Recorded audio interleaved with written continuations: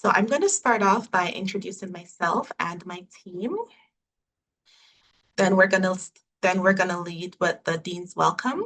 We will have a presentation by myself, then we will have the panel discussion between our faculty members and our students. Then we will head into the question and answer period. So my name is Ricolette Freckleton. I am the Associate Director for Research, Scholarship, and Awards here at the Faculty of Graduate Studies. I'll hand it over to Naruse. Hi, everyone. Good morning. My name is Naruse, and I'm a research officer with the Faculty of Graduate Studies. Frank. Hi, everyone. Good morning and welcome. My name is Frank, and I'm the Scholarship and Awards Coordinator. Tiana. Hi, good morning. My name is Tiana Edwards. I'm Awards Support Assistant with FGS. And I'll pass this over to Tukumbo. Yes.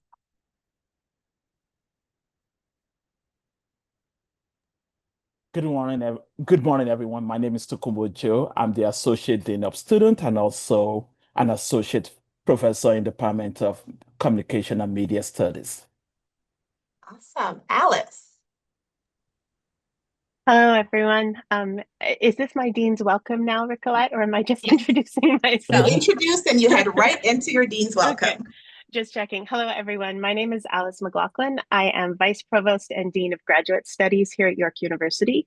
For the purposes of this workshop, I also want to mention that I am also a professor in the philosophy department in liberal arts and professional studies, where I am also a researcher who has used SSHRC research grants in the past to support my own graduate students, and I have worked with many of my own graduate students on applying for external and internal grants, which is why I know that initiatives and workshops like this are so extraordinarily important. I believe this is the third annual workshop in this series. Is that right, Ricolette? I honestly think this is one of the most important and really mind-blowingly successful initiatives that the research team at the Faculty of Graduate Studies runs.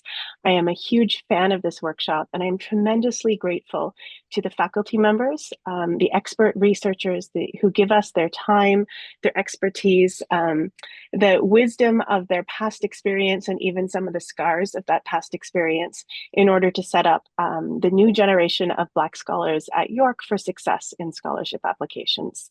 We see our commitment to research and to scholarship as one of our top values at FGS, rivaled only by our commitment to not only scholarly excellence, but to social justice and the values of decolonization, equity, diversity, inclusion, and belonging. And we see this workshop as a way to foster both of these core values of the work of FGS.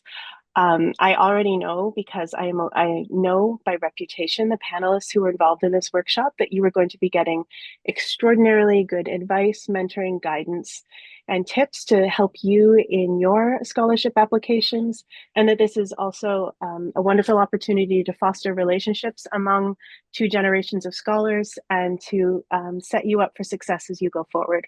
So I want to get out of the way mostly, but I do want to thank you for coming today, for giving us your time, for trusting us with your questions and your curiosity.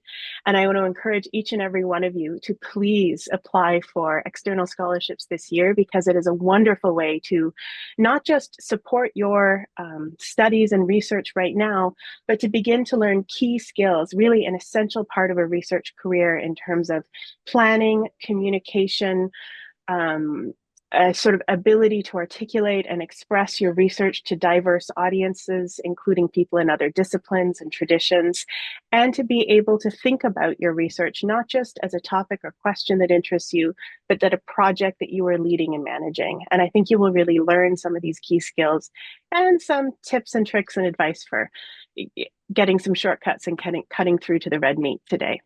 So thanks so much to Ricolette and her team for putting this on. And again, my strongest thanks to the research faculty members who are giving us their time. I hope it goes very well. Awesome. Thank you so much, Alice. All right, so I'm going to kick it off by we have already introduced my team, but this is our contact information. We will be circulating the slides, like I said before, but this is how you will be able to reach us in the future. This is scholarship and awards season, so don't hesitate to reach out to us. Your graduate program is a great source of information, but we're also here to help.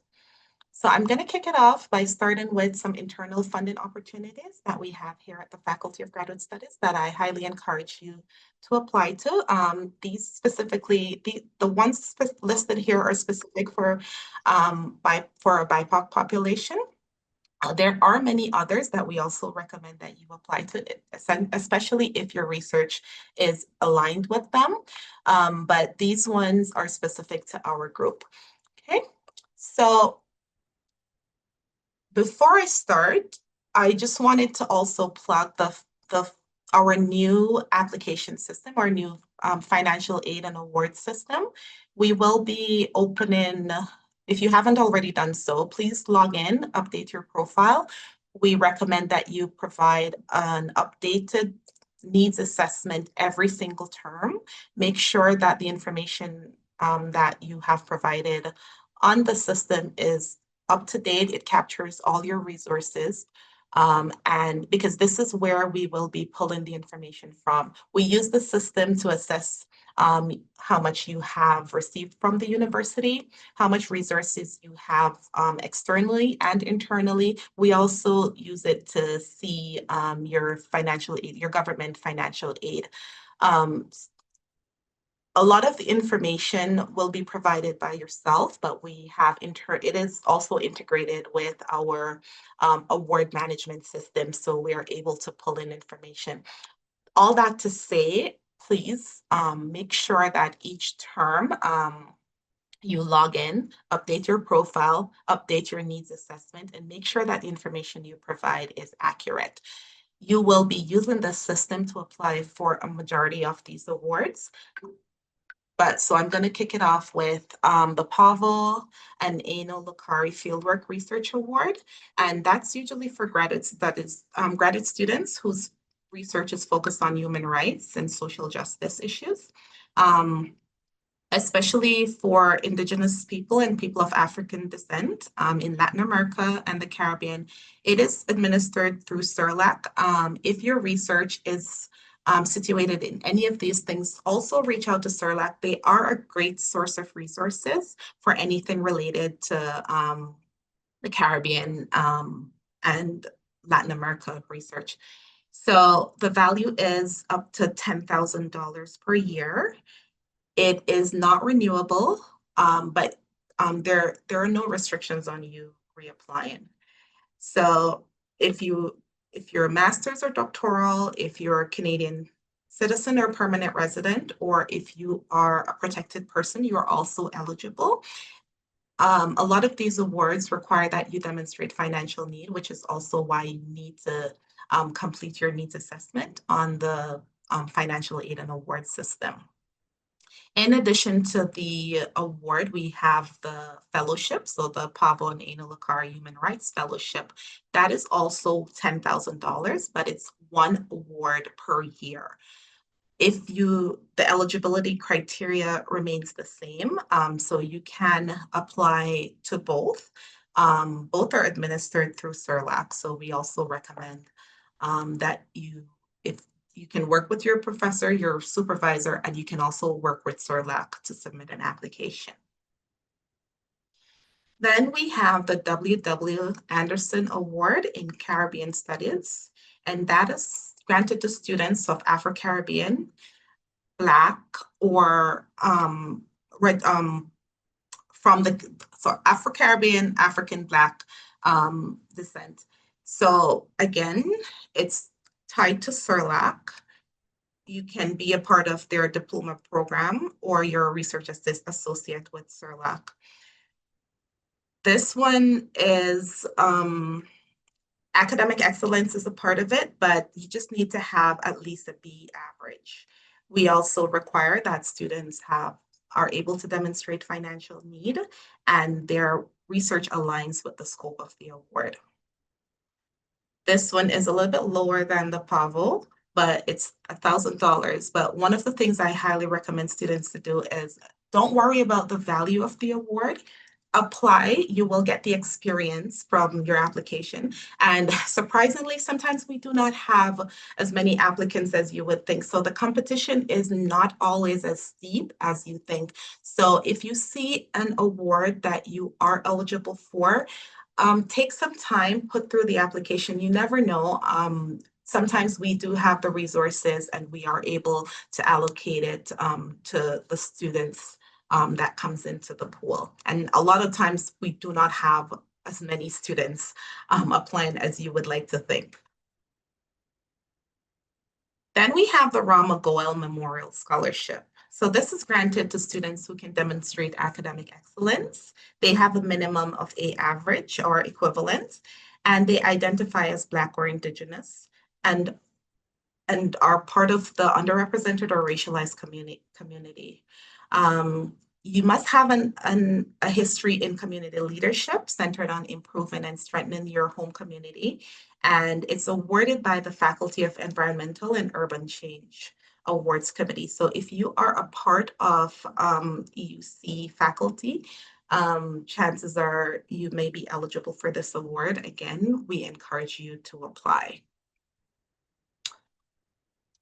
One of our highest value BIPOC award, and we may have students here today who holds this award.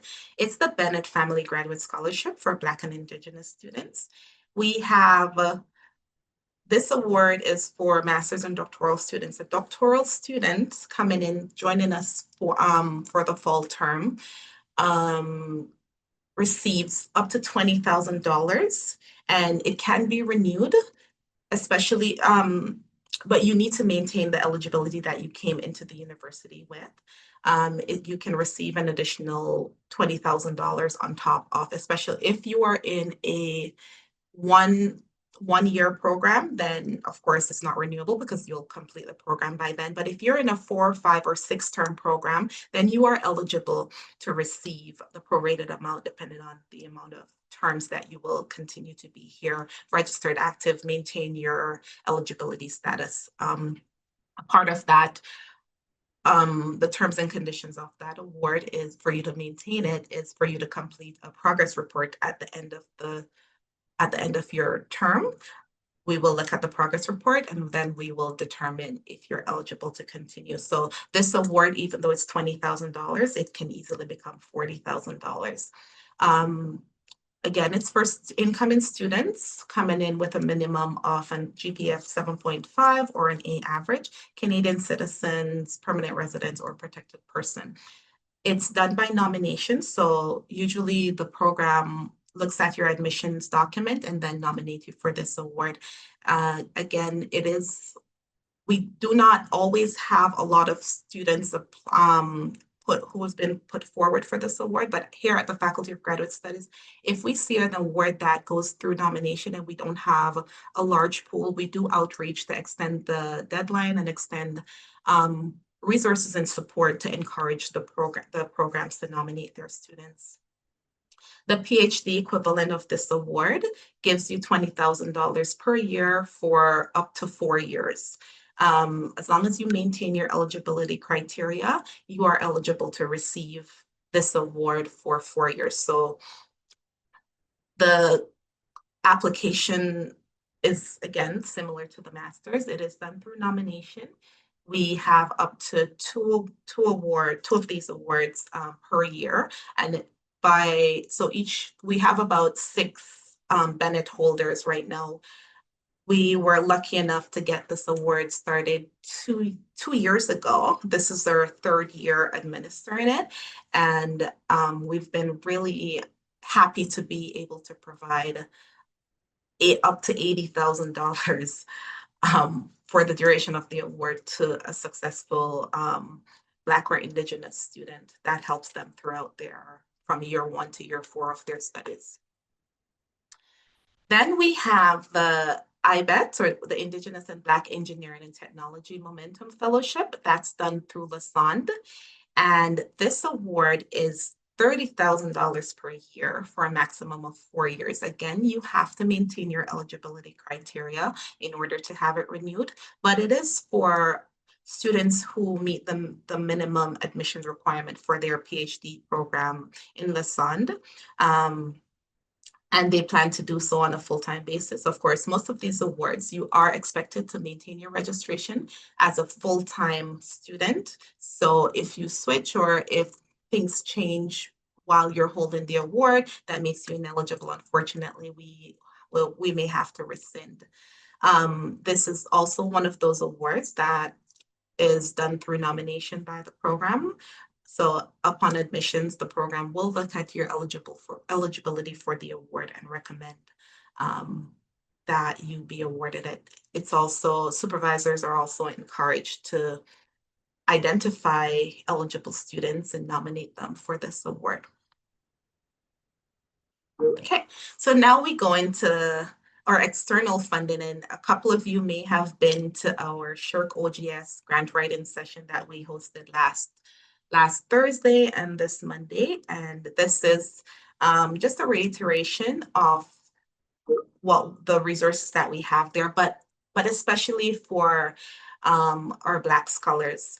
So we have allocated from our institutional pool 10 Ontario Graduate Scholarship for Black and Indigenous, for Black students. We have 7 allocated for Indigenous students. So the Ontario Graduate Scholarship, you are eligible to receive that as a doctoral or as a master's or doctoral students in year 1 to year 4 if you're doctoral, or year 1 to year 2 if you're master's students. As long as you have maintained full-time registered active status, you are eligible to hold this. It is not a renewable award, so you do have to apply each year. So if you received it last year, then you will apply again for it next year, and so on and so forth, as long as you maintain eligibility. The eligibility criteria remains the same across the university. However, for the Black scholars, there is a separate pool, and we assess that pool in addition to the institutional pool. So you're assessed in the larger pool, and you're also assessed in the smaller pool. So of course, your chances of receiving this award is better because you're assessed twice. So in order to apply for this award, there is a nomination process. So your program can nominate you for the OGS for Black Scholars. You can apply for OGS for Black Scholars. And as long as you've also applied for a tri-council and you've identified as a Black Scholars, we also go into that pool and we pull eligible students. We do ask for supplemental information along the way just to ensure that we are pulling the correct pool of students. And we do ask self-identification questions to ensure that the support is going to where it is intended. Part of this application is done through FAS and as part of the tri-council application process. So if you're applying to SSHRC and CERC CIHR, you will also, and you're eligible, you will also be considered for OGS, but you also have to self-identify.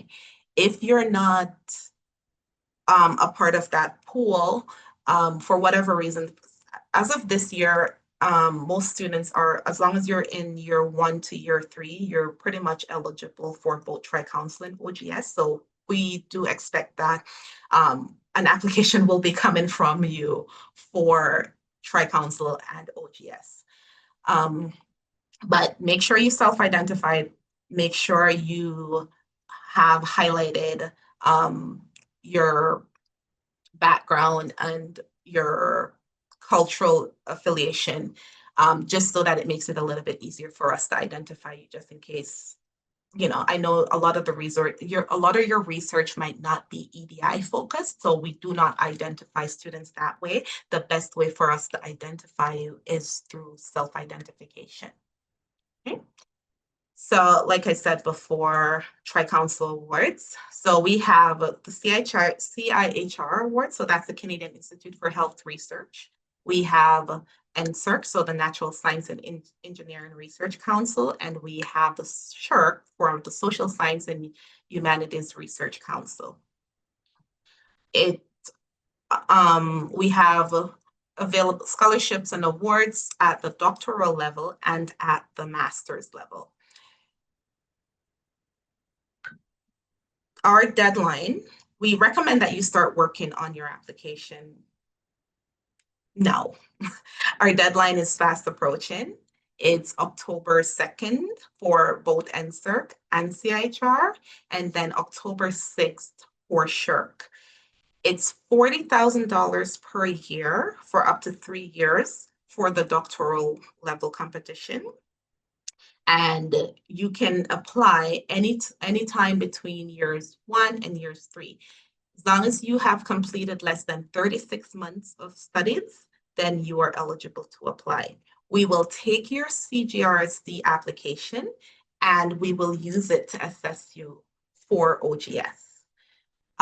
But just remember, there are 2 parts to the application. Make sure that you submit your application on the external portal first and foremost. This is where we will be pulling your information from. Then once you've completed that, you will come over to FAS and you will complete a more concise application for the Ontario Graduate Scholarship. We will then take your application and of course there's also a concise SHRC or NSERC or CIHR application. We will take the external application and match it up with the internal application.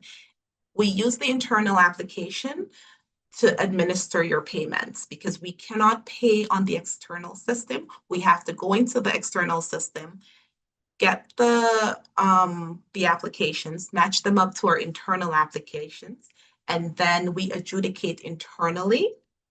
The adjudication is done first at the program level. So your program will receive your applications, your CGRSD application. They will review it, they will rank it, and then they will submit it back to us at the Faculty of Graduate Studies. At the Faculty of Graduate Studies, we have a pan-university adjudication committee.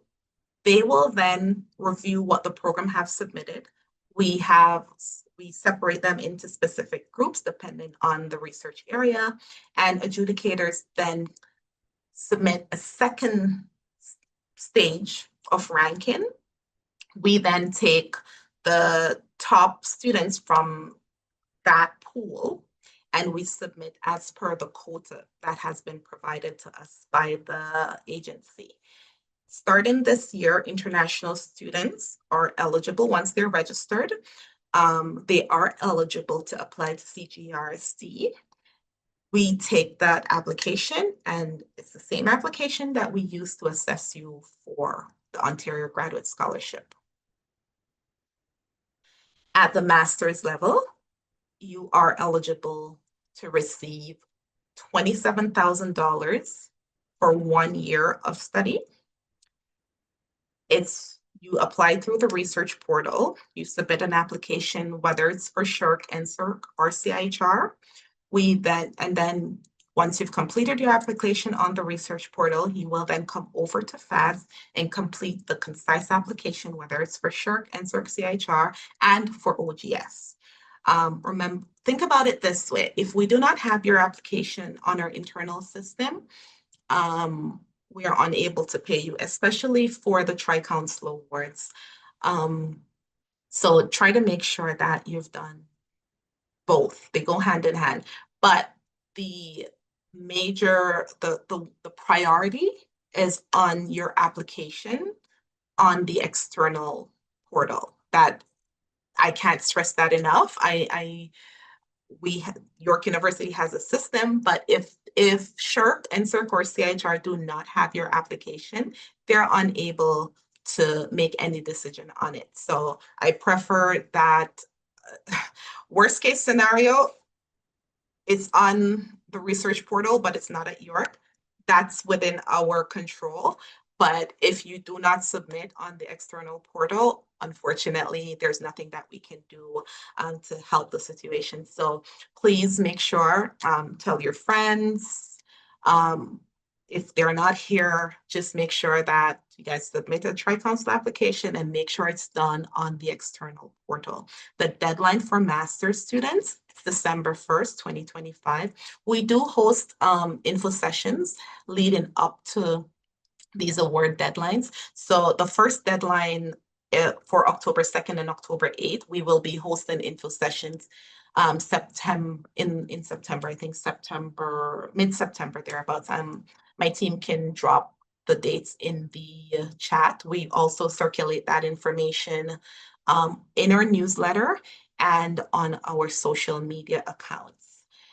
For the master students, we will host an info session after the doctoral deadline. So usually in October, November, we will be hosting that session.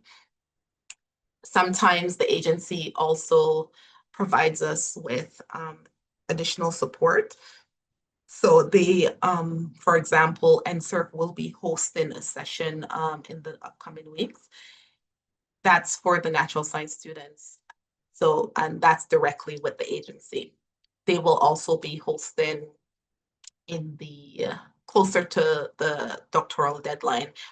All that information will be provided in the newsletter, and we will also be providing it with our slides when we circulate them.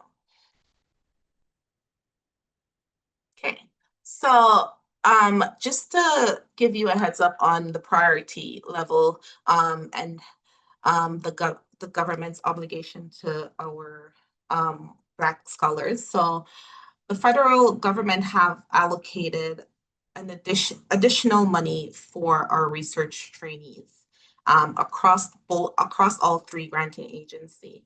The information and the allocation will be based on what you provided in your self-identification survey that you will complete when you're submitting your application on the portal. So as starting 2022, the government have earmarked $40.9 million to be allocated over 5 years, plus 9.7 million will be ongoing after that for targeted scholarship and fellowships for Black researchers. It will be done through our existing programs, so SHRC and CIHR at the master's, doctoral, and postdoctoral fellowship level. And again, the identification is based on what you provide in the SIF data. The government have allocated 20 additional on top of, so each year the government has a quota. In addition to that quota, they will add 20 masters and 10 doctoral level at NSERC agency, 20 for masters and 10 for doctoral in the CIHR stream, and 20 for masters and 10 for doctoral in the SHRC stream. So looking at these numbers, it doesn't look like much, but at York University, I can tell you that we receive, of this amount, we receive at least 20%, so a two or three, depending on the agency. Last year, I think we received 5 of the 20 that was earmarked for SHRC, and I think 3 of the 20 that was earmarked for NSERC. And we also received from CIHR. So across Canada, this is how much they've given out. But at York University, we tend to be very successful in receiving support for our Black scholars from the agencies.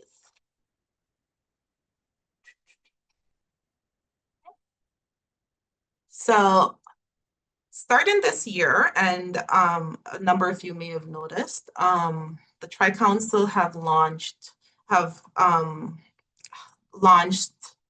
a new harmonized program. So they've changed the name. So it's no longer SHRC Doctoral Fellowship or CGSD. You will notice that we refer to it as CGRSD or CGRSM. They have now harmonized the program and the way how The eligibility criteria have changed. The number of students and the type of students have also changed.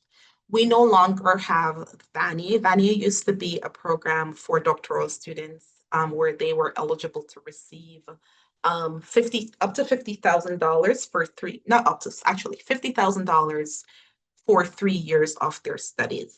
We also had the BANTIN, that is for postdoctoral fellows, that is no longer available. That has been replaced with the Canadian Research Training Award Suite for master's and doctoral students. All our Black Scholars initiatives are eligible under the new program. One of the main changes under this program is that international students have become eligible. And in addition to that, all students are eligible for 36 months of support. In the past, support, say for instance, SHIRK, you could have SHIRK for 1 year, 2 year, 3 years, or 4 years. And the value used to be $20,000 or $35,000. With the new harmonized program, it's now, once you're successful, you will receive $40,000 for 36 months of studies. So that's a really big change because now students have more resources available to them. SHIRK have also created an advisory council for science and innovation, and that's now responsible for national science and innovation strategies. So if your area of research covers anything related to STEM or innovation practices, definitely that's a area of focus. You should definitely highlight that, and so that you may be eligible for funding and showcases your work, right? So I have been stressing self-identification a lot, and that's because it's very important. I know a lot of us are always hesitant to identify, but I will say from an administrative point of view, this is where I go whenever resources become available for Black or Indigenous scholars. This is one of the tools I use to identify students who are eligible. So it also helps us to identify trends and provide rationales for new initiatives. If I need to provide a case for support to our donors or to anyone who's interested in launching a new program and I need to advocate for our students, this is the information that I use for my advocacy. It also helps the institution to develop additional policies based on the data that we have provided. So I do stress that you complete self-identification information because there are not a lot of tools available outside of self-identification for us to find eligible students who fit into the demographic that we're looking for. In addition to that, the funding agencies over the last few years have been stressing they are very committed to promoting, supporting equity, diversity, and inclusion at the tri-agency levels. They are committed to identifying and eliminating systematic biases against individuals and groups that would have hindered access to funds. The aim is to provide reliable and comparable data, which is essential to identify, track, and monitor the access to the research funds. So that's why we ask that you provide this information. The information covers 8 areas. There are 8 questions. And the questions are based on your age, your gender identity, sexual orientation, Indigenous identity, your visible minority status, your population group, your disability status, and your language. However, it is not mandatory for you to provide this information. I know I stress it a lot, but you can also select that you prefer not to answer, and that's perfectly fine. Just understand that if without this information, we can't identify you and match you to the relevant resources. right? The data is confidential.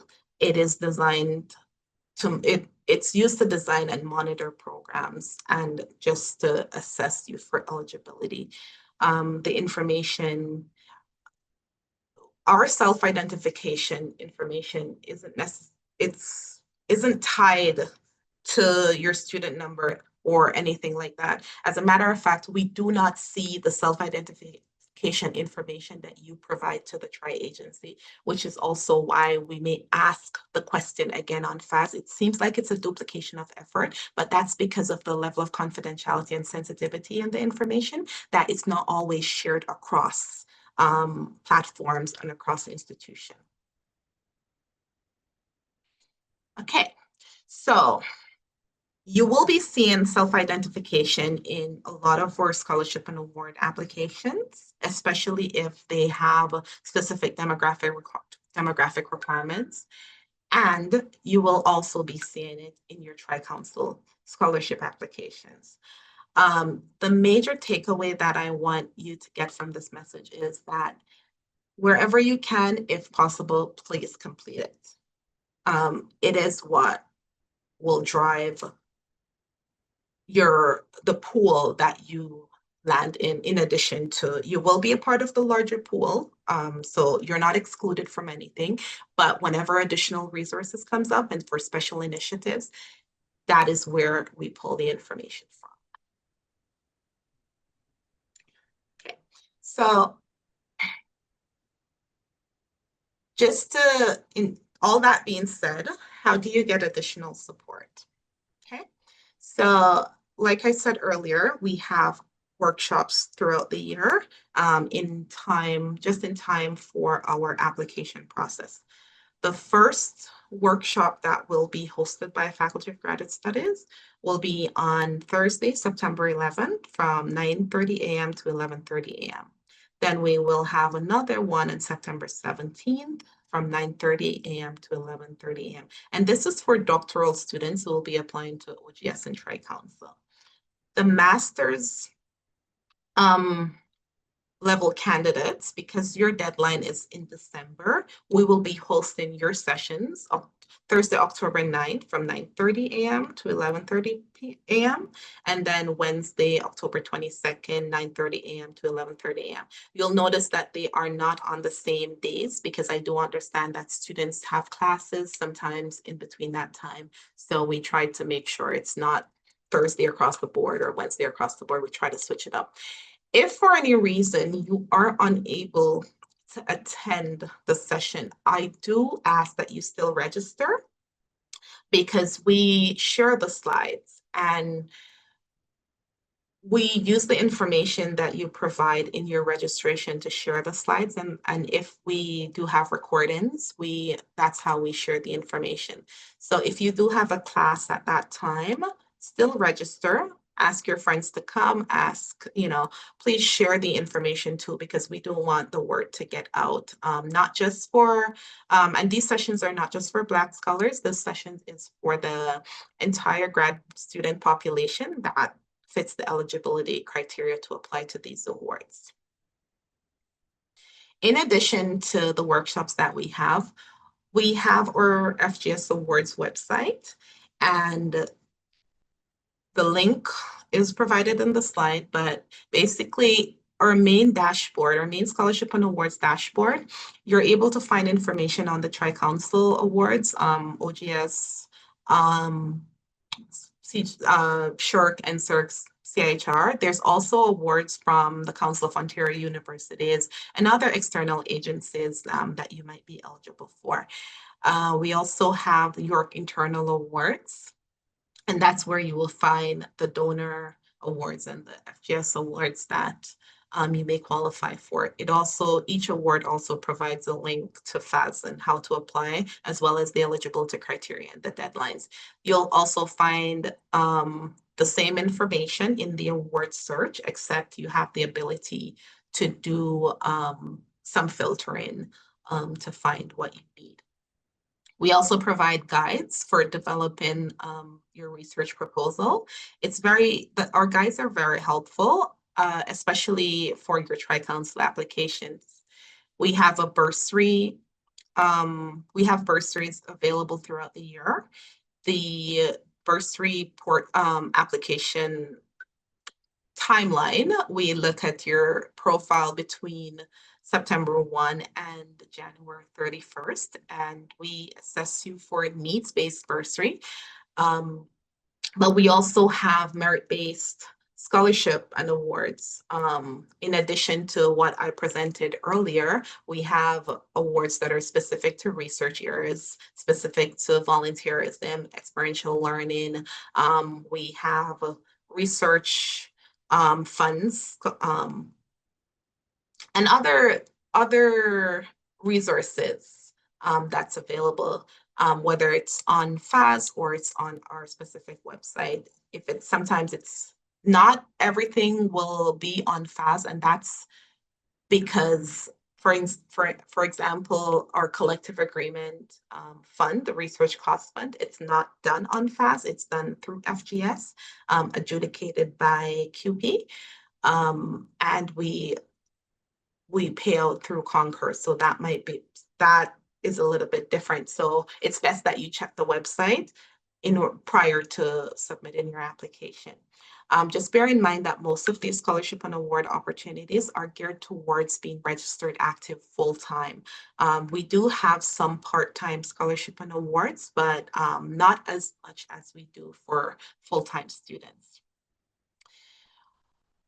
I'll be wrapping up shortly, but I also wanted to bring your attention to the Academic Excellence Fund, which supports our students in their research initiatives and scholarly activities. There are 5 categories that students may qualify for. So we cover funding for students presenting at conferences. We cover funding for professional development opportunities presented by graduate students.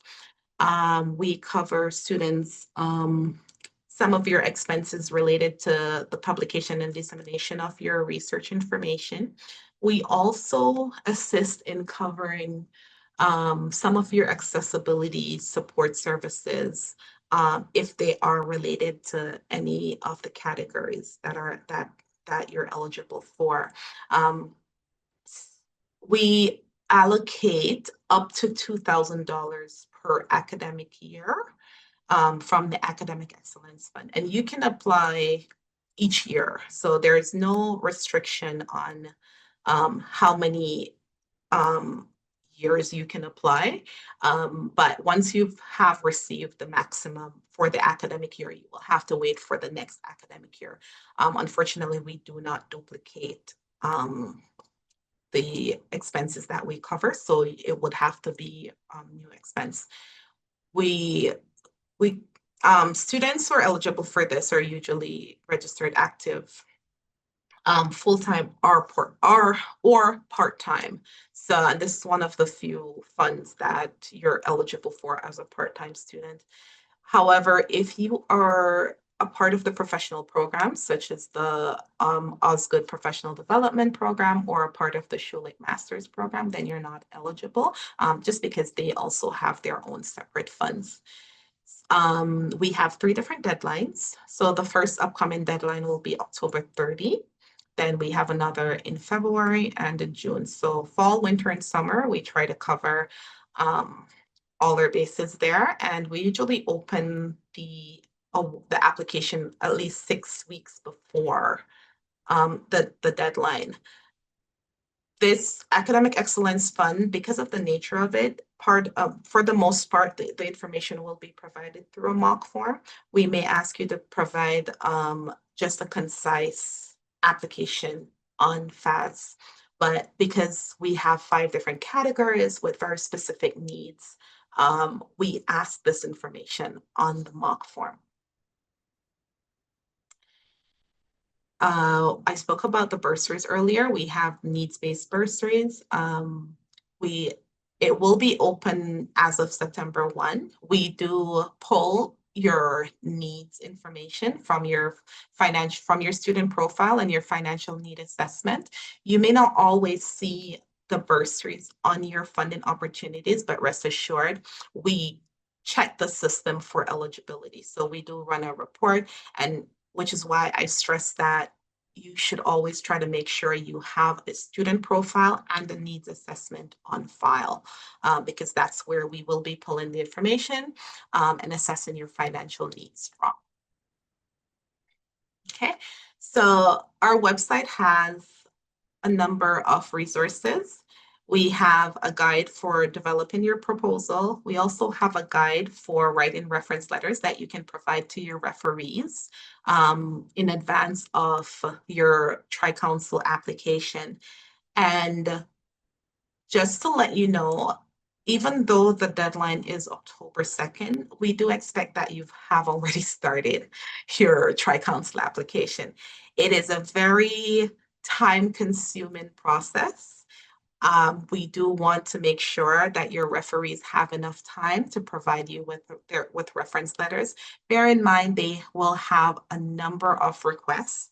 So give them time, give them grace, provide them with a copy of your application, provide them with a copy of your CV, provide them with a copy of your research proposal, just so that they can provide a really great reference letter for you.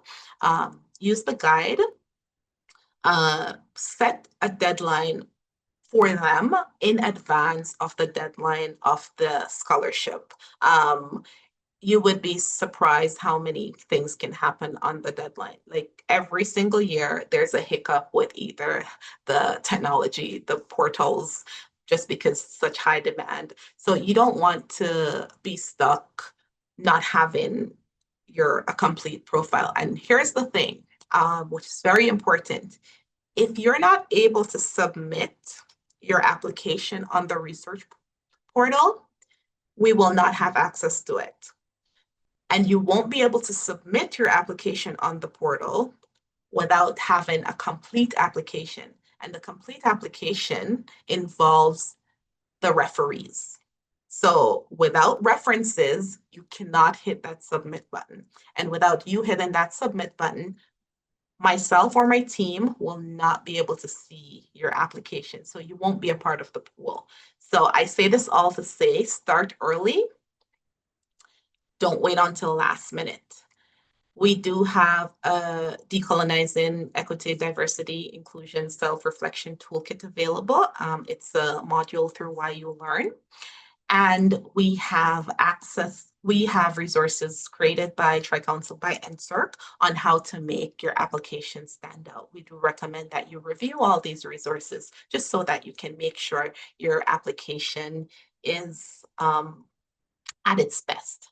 So I'm going to wrap up and hand it over to Associate Dean Tokumbo Ojo to lead the panel discussion.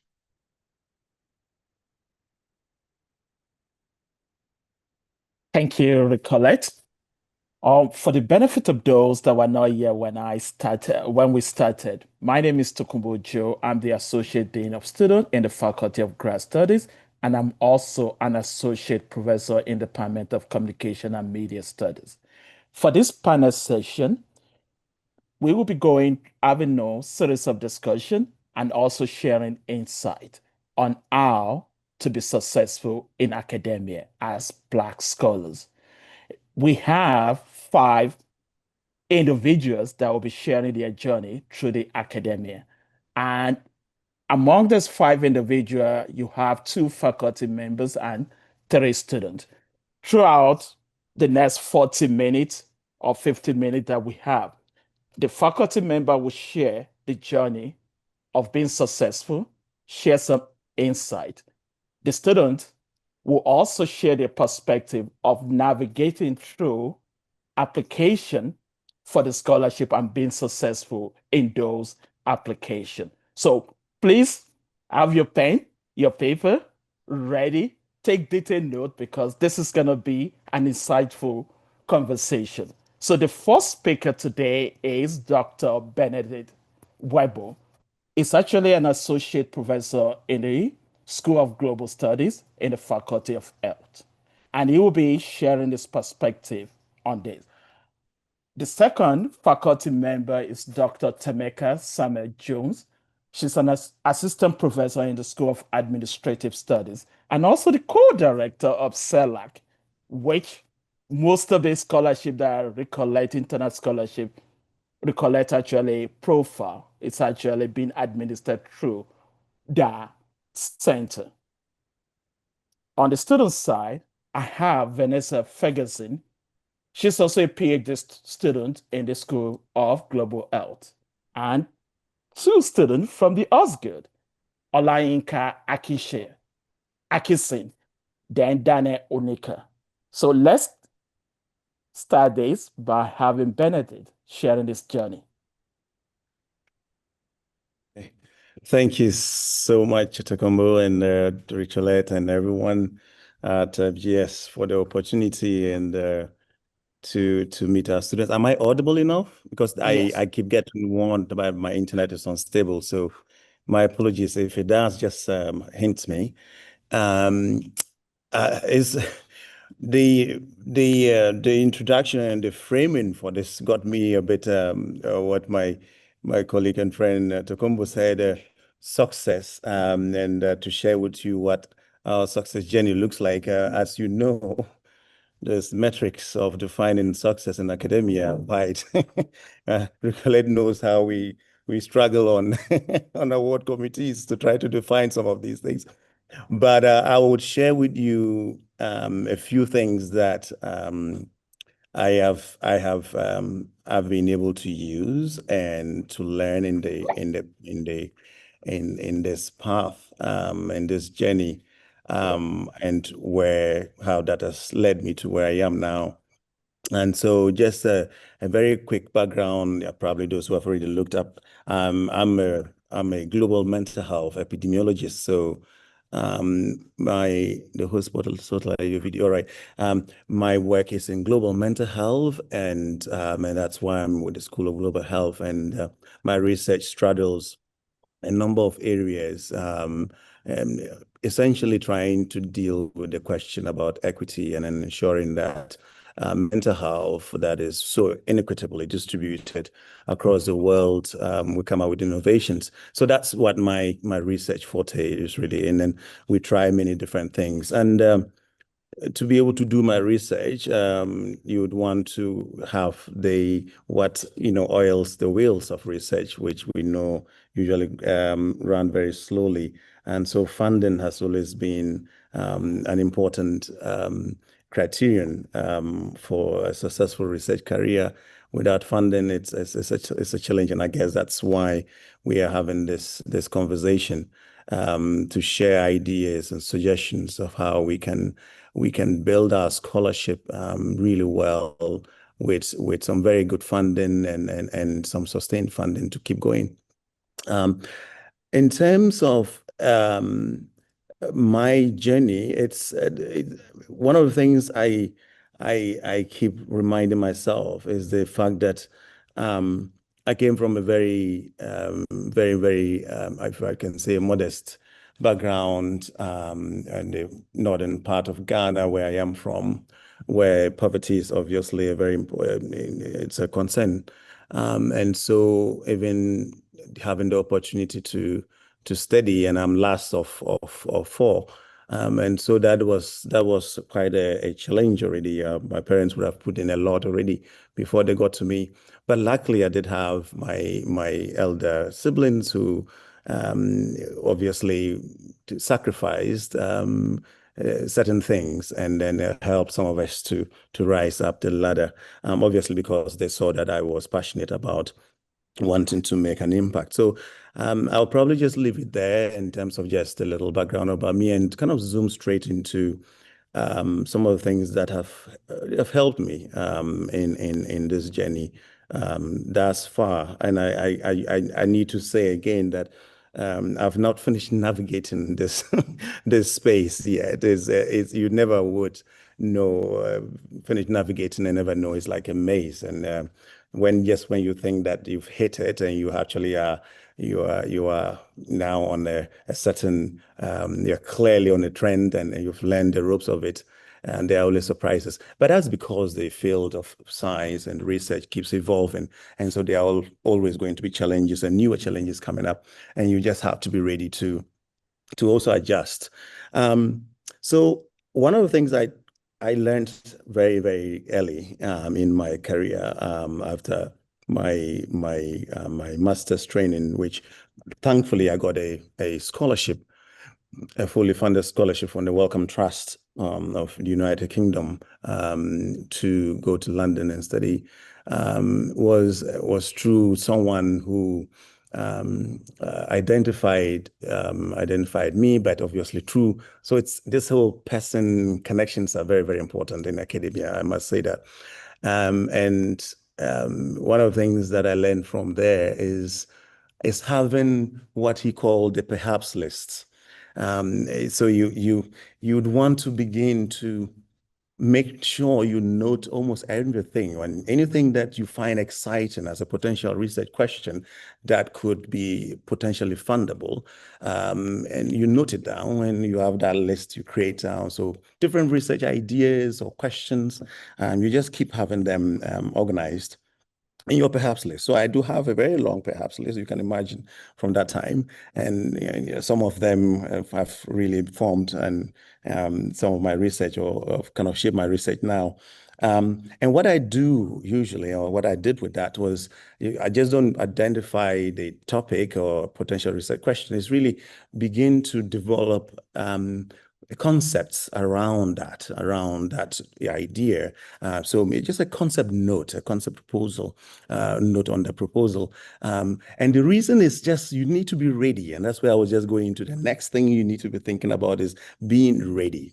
You have to, essentially, the field moves so quickly. And, this is amazing that Recollect and the FGS is already putting this out there and showing you what is available and you're preparing. But in some instances, you really don't have that. And you have to be ready. And so that when a call comes out and it aligns with your area and your research you're proposing, then you know what, you are ready to kind of set something in. And that makes me remember a very important proverb in my culture that talks about preparedness, and then it says something about the duck, and the duck or the goose usually will look for the pond.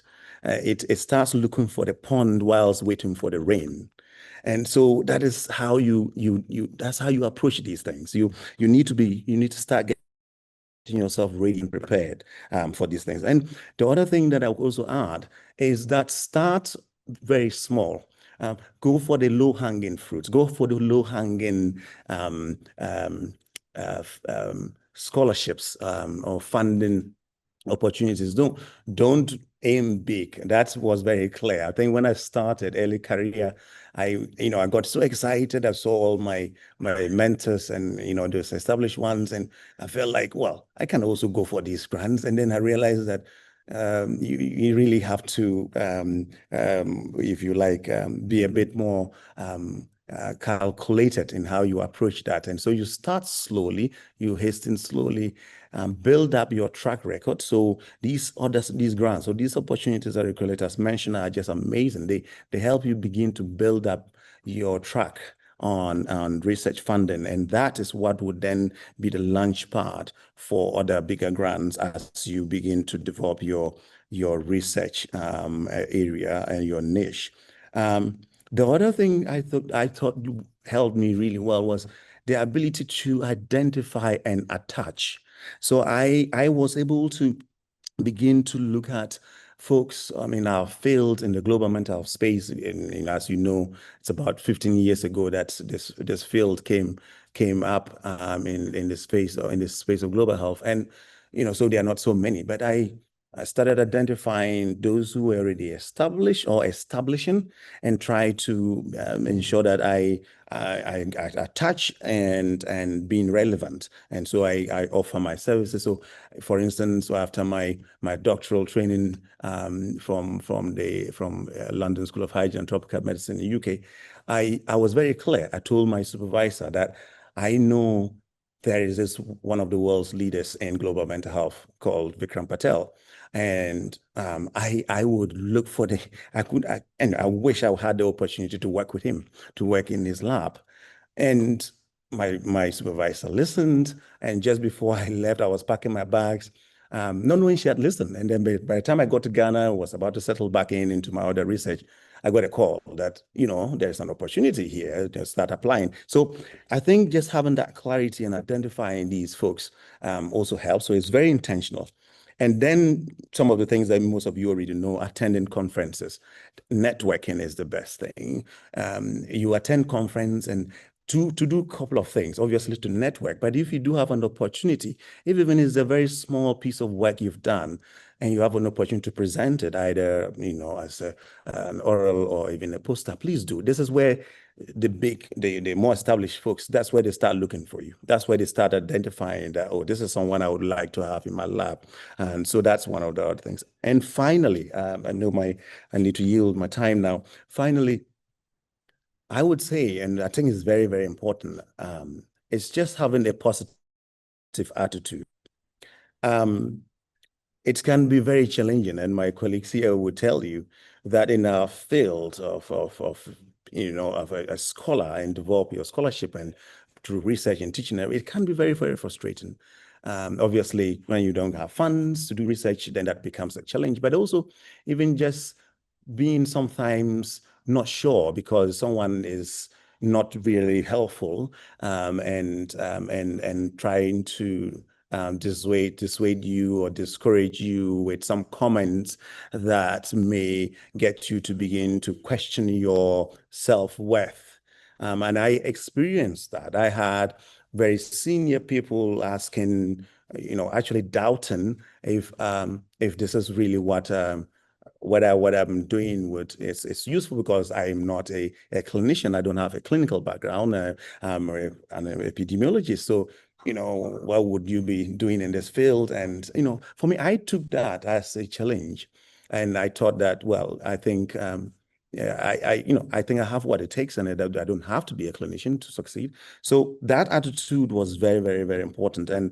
And what helped me to then be able to build those collaborations around me and what is currently helping me in my work, these very important, respectable collaborations and partnerships, is what I also, the psychologists here will tell you, this value, this attribute, the psychological attribute of emotional intelligence is extremely, extremely important. I couldn't even go on, and if there was space, I could go on and tell you a lot about, but there's so much research now, how the role of that. You can be the most brilliant PhD candidate and student or scholar, but if you don't have emotional intelligence, if you don't harness your emotional capital, it may be very challenging for you to rise in the path. So I will leave it here, and then hopefully when there's an opportunity to clarify certain things, I'm happy to come back. Thank you so much. Thank you, Dr. Weber. Few takeaway from there: preparation, build your track record. Scholarship of $150 could actually lead to the scholarship of $1,500. Also, mentorship is extremely key. Networking. And if I'm to also add, when you mentioned the notion of the concept, this is also where you think about the literature. And no research idea is useless. Yes, you will get review comments that might look bad, but that does not mean your research doesn't have value. So take note of that, because in academia, there's all process of the peer review. And through that peer review, some comments might not be positive and you get discouraged. Don't be discouraged. And this is also where good networking and believing in your vision comes in. That being said, our next speaker is Dr. Samuel Jones. Oh, okay. Thank you, Tokumbo. Do you want me to start now? Yes, please go ahead. All right. Hi, everyone. Thank you so much for being here, and thank you, FGS, for this invitation. This is particularly important. I wish that I had had a forum like this one when I was earlier in my academic career. Recollect, I hope that you won't regret inviting me to be a part of the panel because I tend to be very straightforward. So I will say things as they occurred, and in the most, I'll try to be diplomatic, but I'd also like to be frank with our graduate students because this it's not, academia is not an easy place. It must be navigated, as you know, as you just heard, with emotional intelligence, but there is a way to go about that. So first of all, as you heard, I'm Professor Tamika Samuels Jones. I am an assistant professor in the School of Administrative Studies. I'm also the co-director of the Center for Research on Latin America and the Caribbean, CERLAC. My area of research deals with extractivism, manners, environmental law. My PhD is in criminology and law, and I look at ways within which Canadian multinational organizations that operate within Latin America and the Caribbean create systems of environmental injustice or environmental harm through extractivism. So mining of bauxite, gold mining, any kind of extractivism that causes dispossession, for example, to indigenous communities, environmental harm, contributes adversely to climate change. Those are the questions I answer. How are these underserved groups? How are they impacted by the actions of the Canadian government and the Canadian corporations that harness resources and capital from their land without providing, sufficient remuneration or benefits from that harm? So with that in mind, I'd like to tell you a little bit about my story. Within the time constraints, of course, I joined CERLAC, which is an ORU, an organized research unit at York University. I joined CERLAC July 1st, 2020, which was also my very first day at York University as an assistant professor. So as soon as my contract was signed, I started to look at opportunities for research within the university before I even got here. And so because my research emphasis is focused on the Caribbean region predominantly, I am Jamaican and I do a lot of work there, I thought this would be a good place for me to be. And it was a phenomenal and has continued to be a phenomenal experience in that being a part of an ORU provides the opportunity for networking that is important to obtaining funding. It provides funding opportunities as well. It provides you with the opportunity to interact with those who are conducting research that is similar to your area or region. So an ORU, for those that might not be aware, is essentially it's an office, it's an institution that serves as a hub for research activity. It's a space where there are offices and workstations for professors and graduate students. And because you'll find that there is a thread that runs through the ORU. That ORU could be based on work that's done on AI, for example, that's done in my case on Latin American and Caribbean research, or in the case of the Harriet Tubman Institute, African diasporic research. It's based on different things, but there is a similar thread through all members of the ORU that makes it easy for you to network and interact. So my very first recommendation would be that as graduate students, you join at least one ORU. Find an ORU that has to do with your area of research. Join it. It's really important that you do that. This because various ORUs, including CERLAC, as you saw, they have funding opportunities available. And I cannot tell you how many times we've had to put money back in our coffers because we put out a call for funding, no one applied. Yes, an ORU, Agolefo, it's an organized research unit. So it's a research center that's based on a common goal or research idea. We have 21 of them at York University. And CERLAC, the Center for Research in Latin American and Caribbean Studies, is one of them. We offer 6 funding opportunities there for graduate students at CERLAC. I don't know if it is that grad students do not believe that they will get the funding if they apply for it, but they certainly often make decisions ahead of time and think, oh, I will not get this. I'm not going to apply. Too many people will apply. We end up putting money back. So join an ORU, find out what funding opportunities are available for you there as a student.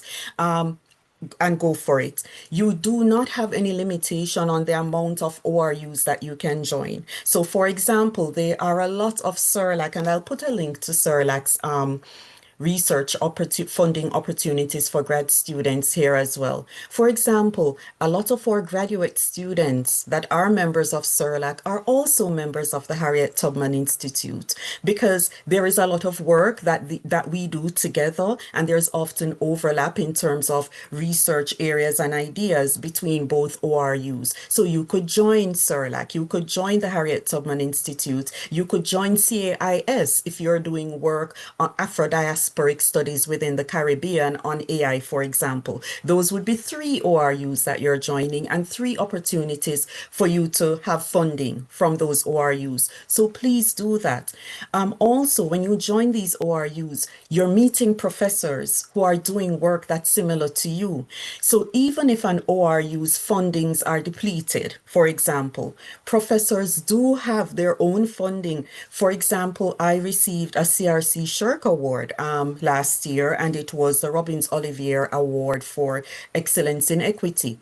And that award enabled me to provide graduate students within CERLAC with funding opportunities. These included going to the University of British Columbia, where I had made some links with the Latin American Center there. They wanted 3 students there. That was funded. So 3 students went to UBC for a week. We had a fantastic time there, but that's not something you would see on the website. That's something that you would only know by being a part of CERLAC and having me say, I have funding available for 3 students. Let me know if you're interested and come and talk to me about it. So that's one of the important reasons for joining an ORU. It's not also in terms of applying for grants, it's not just what you know, but who you know. So for many grants, you have written a perfect grant application. However, there are times when you need recommendation letters to submit alongside that, and there are some really heavy lifters within your field. And if you had recommendation letters from them, that would push your application forward. So do not wait until you have a grant application that you need to submit before you reach out to professors who are renowned in their fields. Find these professors ahead of time, request a meeting with them. Please do not write something like, hey there, I am doing research on so and so and wondered if I could talk. Take the time to structure a professional email, send that to the professor, let them know what your research interests are, let them know which pieces of their work you have read that you think are relevant to your studies and so forth. Have lunch with them, or meet them during their office hours. So this is another reason ORUs are important, is it facilitates that easily, so it's not very awkward. Also, and you just heard this, regardless of how small a grant is, apply for it. My very first grant was $200. It was a travel grant, and it was at the University of Florida, which is where I did my PhD. And I used that travel grant to take the megabus to my very first conference, which was from Gainesville to New Orleans. It was an 8-hour bus ride to and an 8-hour bus ride back to Gainesville. That's something a lot of people would not have done. But what happened was, at that conference, I met people that to this day form an important part of my career trajectory. And they saw me, more advanced senior academics saw me, and we spoke, and I was invited to contribute to special editions of journal articles. And that came out of a $200 grant and a 16-hour cumulative bus ride. And that's where I started off in grants until I could get a larger grant last year for 150,000. So start small, do not scoff at the size of grants, take them, put them on your CV. Adjudicating committees do look at your grants regardless of how small, and that's what they use to determine whether or not you are well positioned to receive a larger grant, and it builds that way. I'm also going to urge you to speak up. If you find that you are a student who is not seeing funding or grant opportunity that's suitable for you or that you can take advantage of, say something. I would encourage you to say something to even the FGS. Within CERLAC, one of our grad students said, Professor Tamika, I'm an international student and I can't apply for most of the grants. And that was important that she spoke up, because then when I got my grant, I emphasized students who were international and could not access funding anywhere else. So do not simply sit back and accept that academia does not work for you, the system does not work for you. It's not going to be helpful. Say something. Say to FGS, are there any opportunities for international students? Say to your professors, do you have any funding opportunities available that that an international student could avail themselves of? And that is how that's how you're going to have to navigate your entire academic experience, is by speaking up for what you want. Another thing I have here, and it's a lot, and my time I'm sure is up. What I will encourage you to do though is at CERLAC, I have these lunch and learn sessions once per month. So if you sign up for a mailing list, just join look at the website and you'll see the link, and I'll also leave my email address here, where we talk about these things, where there are informal opportunities for graduate students to present their work, and then we play games and have fun. And the beauty about that is, by presenting your work informally, you still put that on your CV. That's still a presentation, and you open yourself up to hearing suggestions from professors and other peers who can say to you, this came to mind, this particular reading or theoretical framework or something that you didn't even consider came to mind while you were speaking. So please do that. And another way that I think you should proceed in terms of accessing grant opportunities is by making your CV as attractive as possible, and that's by publishing. Do not wait to publish. Don't wait until, if you're a master's student, don't wait until you are a PhD student. If you're a PhD student, do not wait until you're a postdoc or until you've gotten your tenure track position. Start publishing early. Use your coursework, those huge papers that you have to write for your courses, turn those into publications and submit them. You'd be surprised at how many of them will be accepted, perhaps not immediately, but after a review and revision, a revision and resubmission. Get those papers done. Once your publications are listed on your CV, you look even more attractive as a scholar for funding, because that's essentially what funding organizations want to see, is that their money won't be wasted. So I won't take any more time. I'll end it here. Thank you for the opportunity again, FGS. Thank you, Dr. Summer Jones. I second everything you've said, and we love the being frank, being honest, being real, and rest assured that's one of the reasons whereby we have this whole session. But for our dearest students, here are a few things that I want you to take away from this talk. One, publication matters. Conference presentation matters. And one of the benefits of being part of the ORU, you can actually do your presentation there during the lunch hour. And that goes on your CV. So when people are reviewing, speaking from the other side, those actually give you bonus when they are doing the review of your grant application, the number of conferences that you've attended in terms of the presentation. If you have publication, it also works to your advantage. Also connected the dots in terms of the grant. Those 150 also show the track record overall. One of the advantages of also being part of the ORE. Look, You can also test out your ideas. You can get feedback informally, reaching out to profs, students, and they could also give you feedback on your work. So there are a range of opportunity for you. More importantly, I know grade matters, and a lot of students, oh, I just want to write that paper overnight just to get a grade. No, go beyond that, because those paper, final paper, could become key material for you down the line. Because when you go into the job market, it could make a big difference between you and people that do not get shortlisted. It also speaks volume about the track journey.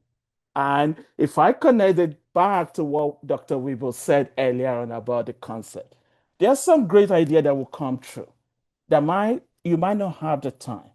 But by the time you get into that 10-year track position, those concept paper, those idea could be something you also develop. So we are talking from multiple perspective here, now and the future. And that is essential in all this. Without wasting so much time, I will turn to our student panelists. Let's start with Vanessa. And as you can see from the slide up here, she's one of our top award-winning scholars around. Vanessa.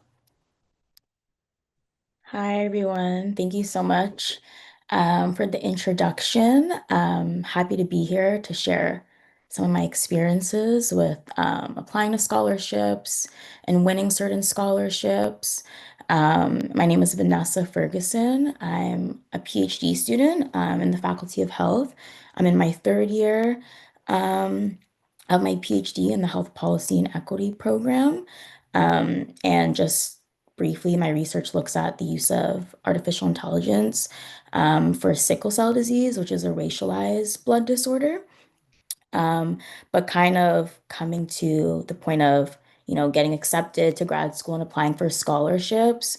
I kind of come from a place where I'm the first in my family to pursue higher education. So there's also a lack of, understanding what these processes are like, what these systems are like, and just kind of not having as much support as you think you'll have compared to your other peers.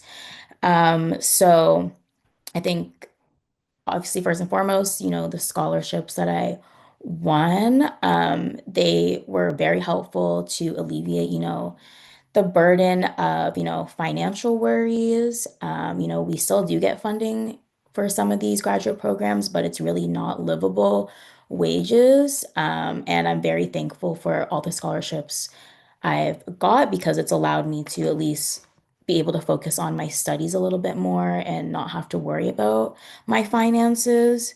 But in terms of, the application process, some of the tips that I wanted to share, and I think some people have already talked about this, is just to always apply for anything, even if you don't think you're going to get it. All of the scholarships I've won, I actually didn't think I would get any of them.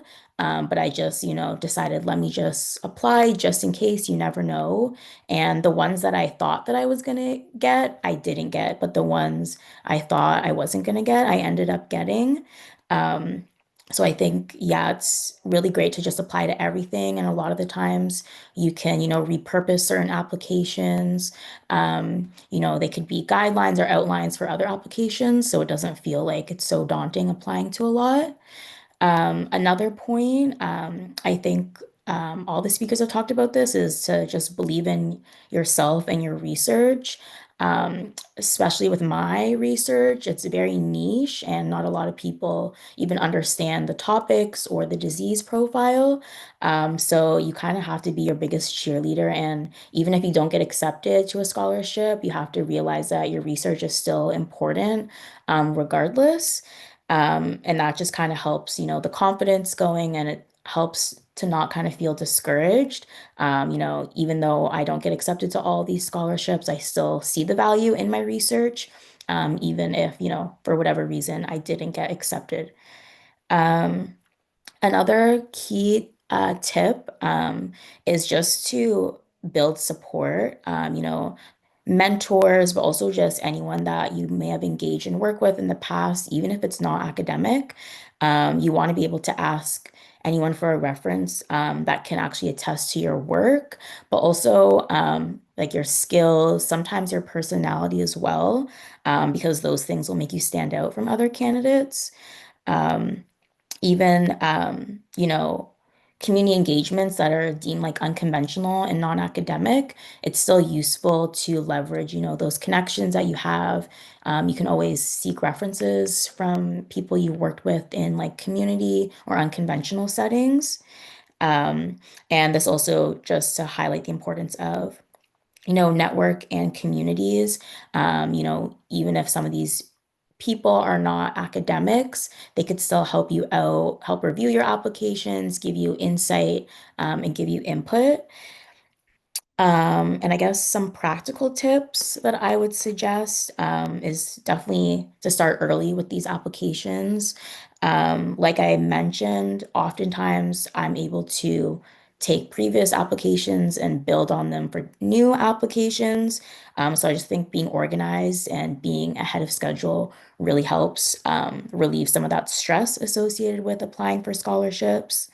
Again, yeah, like reuse old applications, adapt from them.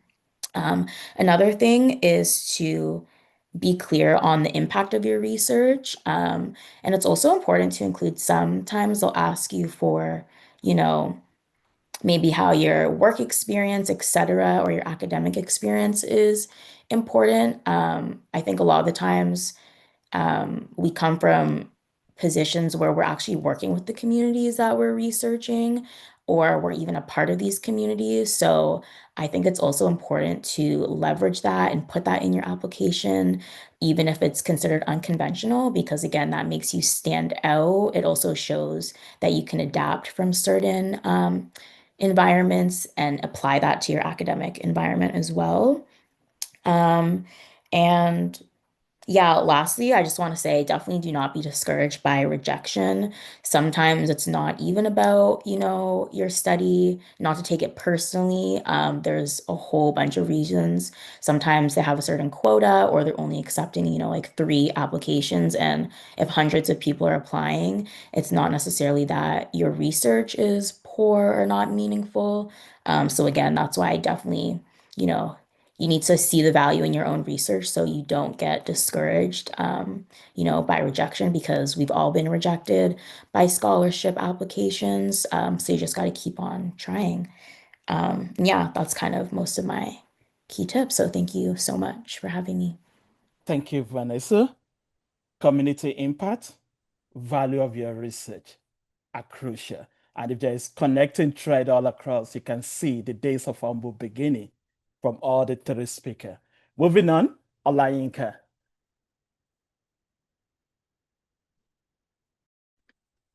Good morning, everyone. Am I audible? Okay.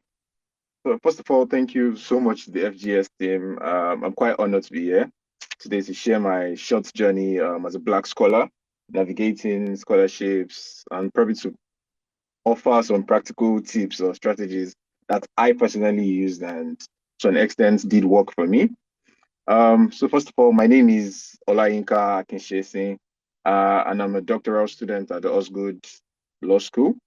Briefly, my research examines the biases in AI language systems and its implication for intellectual property rights and algorithmic accountability. I'm a recipient of the Shrek CGSM, the Black Scholars Initiative, the Embridge Graduate Scholarship, Ari Allet, William Z. St. Gary J. Smith, and Costa's Graduate Awards. So my personal journey, I mean, when I started the graduate school personally, one of my biggest concern was how to finance it, how to finance the tuition, the education itself, while equally focusing on my research. And for me, I mean, scholarship was not just a financial necessity. It was more of also a source of validation that my work, I mean, that signaled that my work, my perspective, my identity as a Black scholar equally mattered in the academic space. where naturally our voices are often underrepresented. So it was quite, so they yield motivation for me to just go out there and apply. And briefly, to strategies and tips that I would give, first of all, just like as Vanessa said, start early, start on time. Try to stay organized as well. For me, I created a funding calendar, right?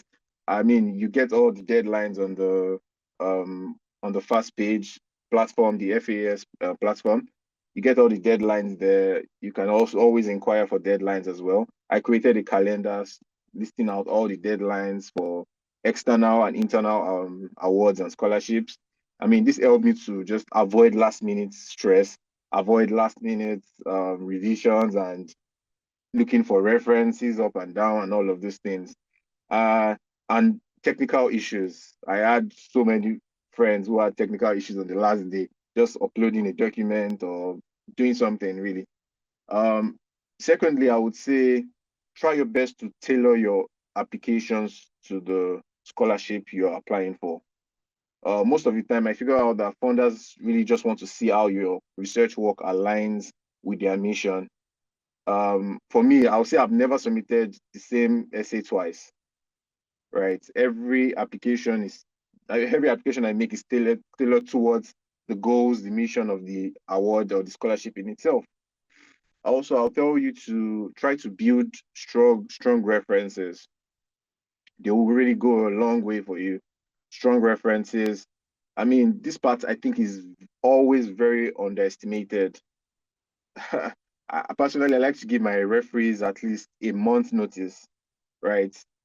Give them a month's notice, give them every documentation they might need, your resume, your research proposal, everything, any key points that they would be needing to help you put out a good reference and just push you out there to the scholarship reviewing boards who are going to be literally going through your scholarship applications.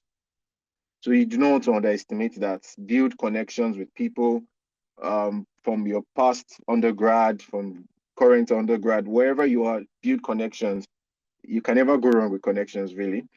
Also, I would say try to always seek feedbacks, right? Seek feedbacks.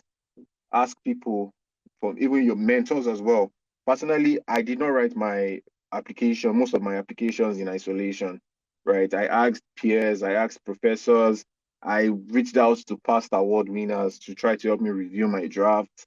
I asked for feedbacks from my own writing. Then I asked for critiques of some of my papers and things like that. And that definitely helped sharpen the applications I was putting out for sure. Lastly on the tips, I would say utilize the FGS funding team. Utilize them strongly. I'm sure a lot of them might be like, yeah, I quite disturbed a lot of them during the process last year. But utilize them. They are always willing, always happy to help out. Reach out with any question you might have, no matter how weird they may sound. Just ask. Go to them, ask for your eligibility, ask for the application structures, ask for every small detail, formatting of the scholarship, whatever it might be. Just never hesitate to use them as your support. They are part of the ecosystem designed to help us really to succeed. So please utilize them. For me, like the impact of the scholarship so far, to be honestly, they have been life-changing for me. Financially, academically, personally as an individual. Reduction in tuition and living costs. It has given me more time to just focus on my research and not trying to make ends meet. It has given me some level of confidence that my work has value, right? And that I belong in an academic space that where representation matters and my work is being put out there as well. For those that will keep applying and everyone, I would say few tips again, or few like I'll just leave you with this takeaway really. Number one, don't self-eliminate yourself, right? Don't self-eliminate. Even if you doubt yourself, just apply. It takes you nothing, just apply. Build the effort, take the effort, and just put in the application. As Vanessa said, most of the time, the applications you think are not going to be successful are usually the ones that you just, I mean, shockingly, you just get an email saying that, yeah, you're successful and all. So you really do not doubt yourself. And even if you were to get rejected, right? It's part of character building. It builds your skills to carry on as well, to move on forward as well. So don't self-eliminate yourself. Treat your references as a partnership. I can't underestimate or overestimate that. Like your references, give your references context to the scholarship you're applying for, give them regular updates, let them know of the deadlines. Just try to make it easy for them to champion you and push you out there, right? Reach out for help. As I've said, just make sure whoever you think will be needed, your professors, the FGS team, past winners, reach out. And the worst is they won't respond, but you must try your best to reach out regardless. Um, Most importantly, I think is for you to believe in the value of your own story. We all have our story as individuals. Believe in the value of that. As Black scholars, generally, our perspective are not just important; they are actually necessities. They are necessary for all of us. So in summary, really, I would say these scholarships are more than just financial support. It will help you affirm yourself, your potentials, see opportunities for growth, for a stepping stone, as our associate professors have said. Start from the little ones. You don't want to just go out there looking for the 100,000 or 150,000. Start from the little stones. Create a stepping stone for greater things with equally your papers, your publications, conferences, things like that. And really, my hope is that every one of us would approach this with confidence, with less pressure, with persistence, and a knowledge that our work actually matters and there is value to it. Thank you so much. One last word I'll tell you is apply, apply, apply. Don't doubt yourself. Don't doubt your research work. You never know your chances. Thank you. Thank you, Olayinka. So please do apply, everyone. In the interest of time, let's move on to Daniel so that way we have enough time for question and answer. Daniel. Good morning, everyone. Good morning to the FGS team, and thank you so much for, organizing this event. I have been, a huge beneficiary of these events as well in the past, and they go a long way in not just providing perspectives, but also in just, helping applicants go through the process. And in the interest of time, I'll just try to go through and thank you as well before I say that to all the other speakers, from the professors who have spoken to, the other student panelists. Although I was called here to, come speak on my own process and my experience in applying for these scholarships or for scholarships generally. I've also learned a thing or two from, other people who have spoken. And just an overview of my background, my name is Daniel Olika. I am a PhD student at the Osgood Hall Law School. My research interrogates the intersections between international tax law and international trade law.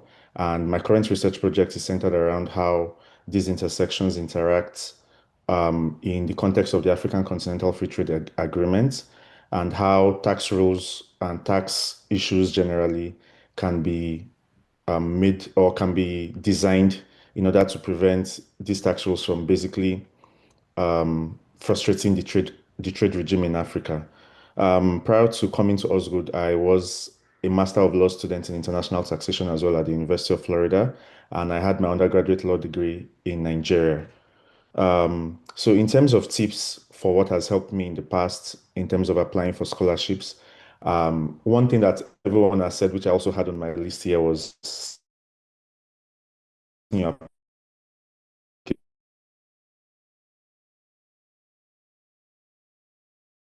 so I guess the fact that and for me the idea is that when I start the application process early, I'm able to try to reach out to as many people as possible for their feedback. I'm able to think through the process. I'm able to write drafts and drafts and drafts, sometimes 3 4 drafts of a single essay. Having multiple iterations of this document also helps improve the quality, and would place one in a good standing to be able to succeed in an application cycle.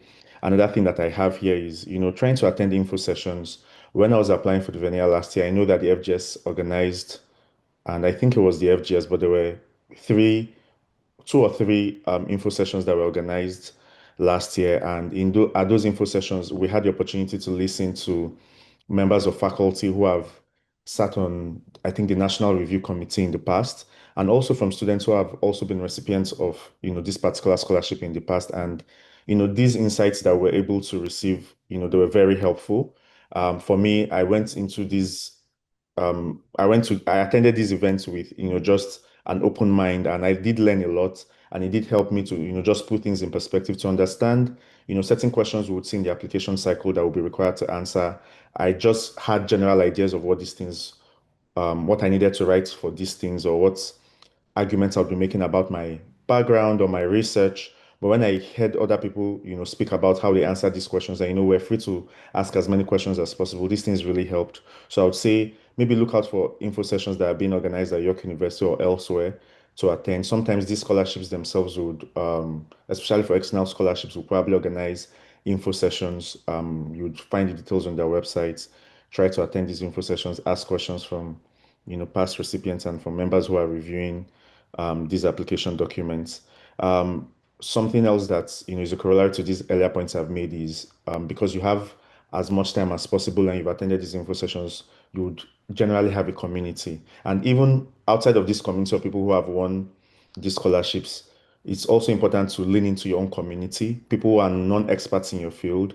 When I was applying for my own scholarships, I know that I sent my application documents to, close to maybe 5 6 friends who are not tax experts or have no background in tax law, tax policy. And, the insights I was able to receive from them was, it helped me in what I think was probably one of the most important areas, which is communicating my research proposal to a non-expert community. And this is something that is helpful, especially when we're applying for general scholarships. For instance, I was evaluated, I think, under the SHEC, and I know that um, the people who were reviewing these things probably had backgrounds generally in the social sciences, but not specifically in my area. And being able to receive feedback from people in my community, my siblings, my friends, people who know nothing about tax law and have no interest in it, and be able to come back and say, oh, when you said this, I didn't understand what it meant. Can you say it in this way? Or what did you mean when you were trying to say this? That really helped me in terms of, just communicating my research proposal, which I think can be a helpful process for trying to put in a very quality application.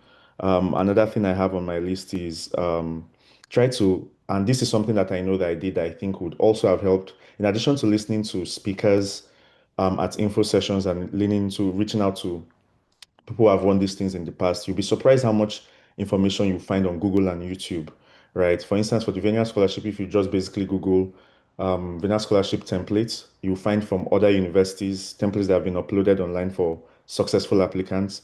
I think again FGS, but the York University info sessions that were organized, we're able to get some templates from past winners as well. But then you'd find as many resources on the internet. I did read a number of winning essays in the past, and listen to people speak about their experiences on YouTube, something similar to what we're doing here today. But you find people who just have YouTube channels for the purpose of discussing these things. And I spent hours reading these templates, watching these videos, and just really ingraining myself into the process and understanding in a very deep way what each criteria meant, right? It's easy to just see the explanation that has been given by the organizers or the funders of this scholarship on their websites. But when you listen to all of these people, listen to get all of these perspectives, you understand, you have very vivid perspectives of how people have interpreted this, and how you can go back to your own background to see how you can approach answering these questions, and providing a very solid application. And I found out to be really helpful and in improving the quality of my application.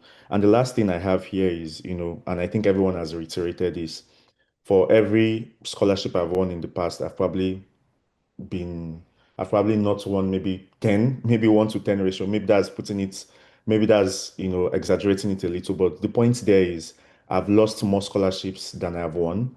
And I think that it's basically a game of numbers, training as many applications as possible. And the worst for me, and I know that's not an easy thing to say because sometimes the more rejections you get, it can, tend to affect your confidence. But the one you win would also be, really helpful. I've won scholarships or grants ranging from, $100 to now a $50,000 scholarship. So I think that just applying for as many as possible, and as one of the other speakers said, just learning from the process, building your character and building your capacity to be able to apply for these scholarships and understand how to put in a solid application. I think that that can also be helpful. And thank you, and I wish everyone success in the new application cycles coming up. That's all from me. Thank you, Daniel.